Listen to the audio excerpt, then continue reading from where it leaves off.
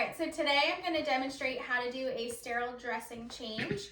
So before I go into the patient's room, I am going to check my diagnosis, my orders, the frequency of the orders, any allergies, and the policies and procedures for the facility on how to do a dressing change. I'm going to gather all of my equipment, which I have here, and I'm going to take it into the patient's room. So I'm going to knock on the patient door. Hi, Mr. Smith. I'm Katie. I'm going to be doing your sterile dressing change today. I am going to sanitize my hands before I touch my patient. And I'm going to verify my patient. So can you tell me your name and your date of birth, please? John Smith, January 1st, 1950. All right, thank you. And Mr. Smith, do you have any allergies that you know of? No. Okay, and are you having any pain? No. All right, great. If my patient was having any pain, I would medicate them 30 to 45 minutes prior to doing the sterile dressing change. So I'm going to make sure that my patient's in a supine position, that the bed is locked, and I'm going to raise it to a working height and provide privacy with a curtain. All right, and then I'm going to get everything set up here. So first, I'm just going to set this on the edge of the bed. I have an alcohol swab. I'm going to open this, and this is my working area, so we want to clean this.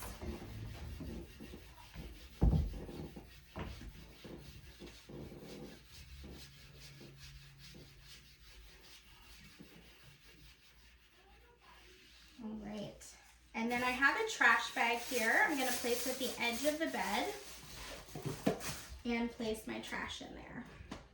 We're going to allow this area to dry. And again, it's going to be where your sterile field is, so you don't want to be reaching over. So I'm going to grab 2 pair of working gloves for when I need them.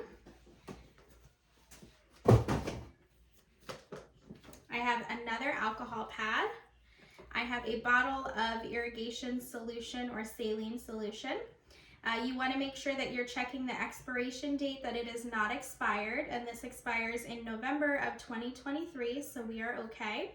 And if this was a brand new bottle, that's wonderful.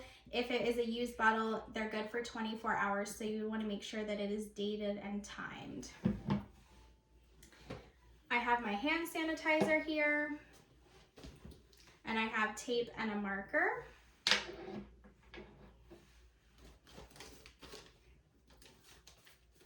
I have a pair of sterile gloves. I have 3 gauze pads. And I have an ABD or an abdominal pad we're gonna have. Last but not least, I have a bath blanket. I'm gonna get my patient covered here. So with the blanket that he currently has on, I'm just gonna lift this up to keep his upper body warm. And we'll see his abdominal dressing here that he has in place. We want to keep his lower body warm. So I'm going to take this bath blanket and cover him, just exposing the area that we need. And again, I'm going to sanitize. I'm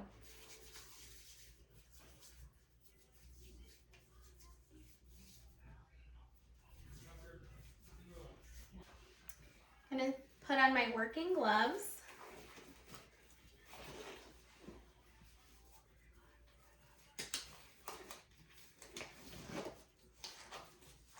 I'm going to take my alcohol swab and I'm going to remove the dressing that he currently has on. So with this alcohol pad, we're going to loosen up the tape and we're going to gently pull into the center.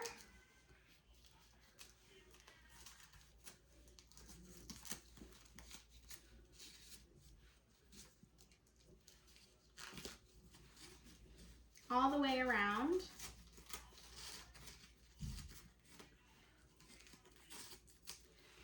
You can throw that away. You're going to reach into the middle and we're going to take the pad off. And you're going to pull it away from the patient so that they don't see, some patients get queasy, so we're going to pull it away from the patient. And I'm going to assess for any drainage. We assess for coca, so the color. So it is red. The odor, I don't smell any foul odor. So COC, so the consistency, it's a little bloody. So like serosanguinous. And then the amount would be a small amount. And then once I'm finished assessing coca, I'm gonna throw this in the trash. And then I'm going to take a look at my wound and I'm going to assess this. I'm going to assess with the acronym of REAM. So first the R is for redness, and I don't see very much redness at all. Then we're gonna assess the E, which stands for edema, and that would be any swelling around the area. I don't see any of that.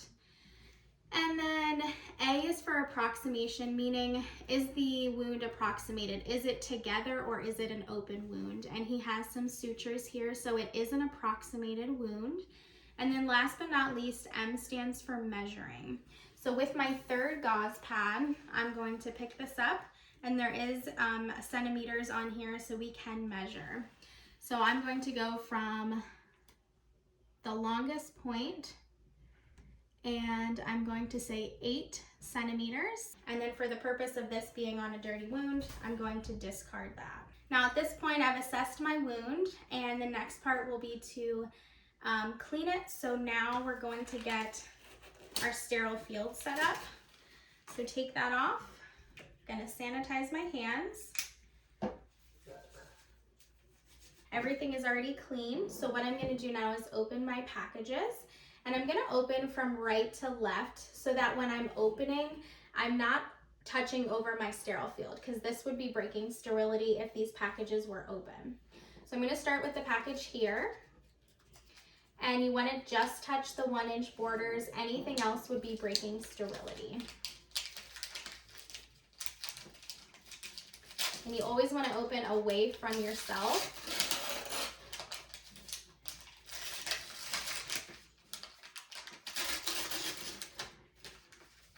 Again, just touching the 1-inch borders. And now I cannot reach over this area because it's sterile. So now I'm gonna move over here. I'm gonna open this package.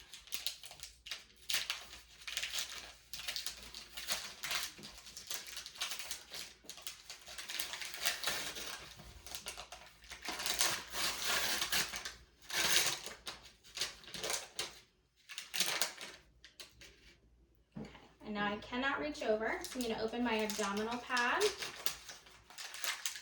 Again, opening away.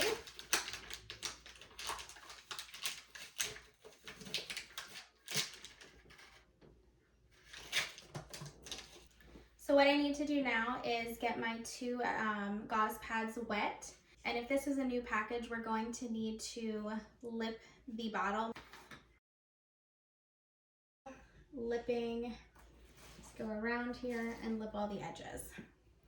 Then I'm gonna stand back, never reaching over my sterile field, and I'm gonna wet both of these gauze pads. Come right back. And now I'm going to don my sterile gloves after I sanitize my hands.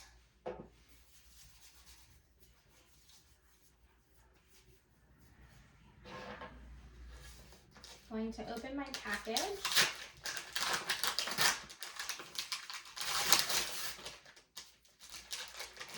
And your sterile gloves are in here, so this you can just discard. So sterile gloves are in here. And again, the 1-inch borders is what we are allowed to touch. So we're gonna open here, and again, stand back so you're not reaching over the sterile field. And make sure that you're keeping distance between package edges. Okay, so now for the sterile field, I'm right hand dominant. What I'm gonna do is reach with my left hand to get my right hand dressed. And I'm gonna reach the cuff. This is technically not sterile because it's folded inside out. So I'm gonna pinch here, step back, place my hand in here.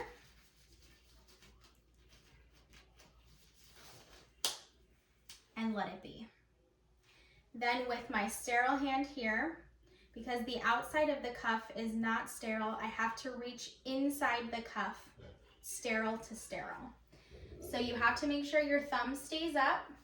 So I'm going to take my fingers here and reach under the cuff, step back, place my fingers in. And now if you needed to fix, you could touch sterile to sterile. Now I have my packages all set up here and I am sterile. I'm gonna use one hand to clean because then this will be considered dirty. So I'm gonna make a fist of my left hand. I'm gonna take my first gauze pad here to clean, and I'm going to clean the most distal part, which is gonna be the furthest part away. Clean from top to bottom and discard. Take the second gauze, and I'm gonna clean the proximal side from top to bottom and discard. This hand is now dirty, so keep in mind you can't use this to apply a new dressing. So now I'm gonna take my sterile hand and grab my abdominal pad, and you may have to open this a little bit.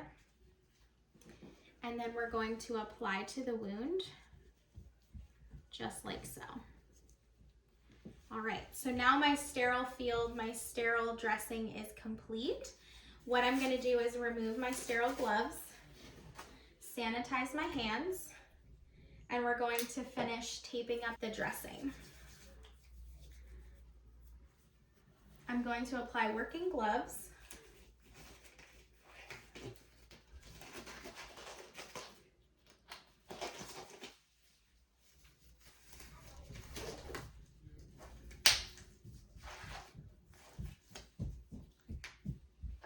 So now I'm going to tape up my dressing. We're going to tape up all four sides in a window frame pattern.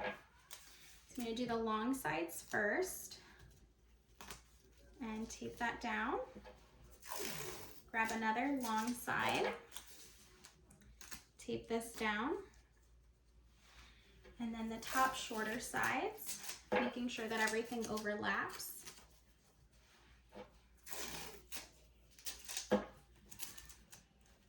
Like such. Now I'm going to take my marker and I'm going to take a piece of tape and document what the day is, what time I changed this dressing, and then my initials.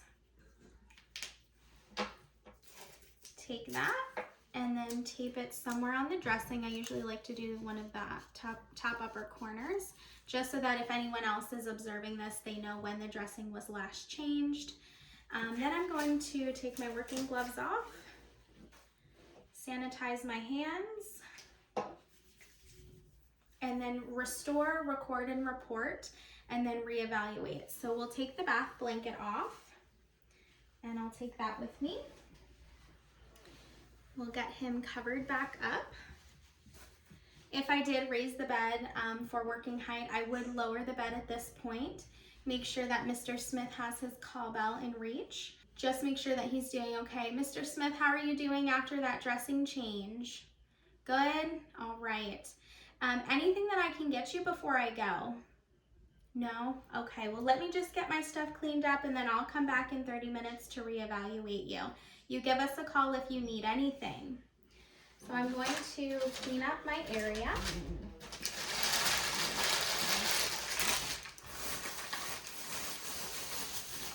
Take my trash with me, clean up my supplies. And then at this point, I would grab another alcohol pad, wipe down my area, and then put whatever supplies he needs back on his bedside table. And then I would come back and reevaluate in 30 minutes. All right, thank you guys.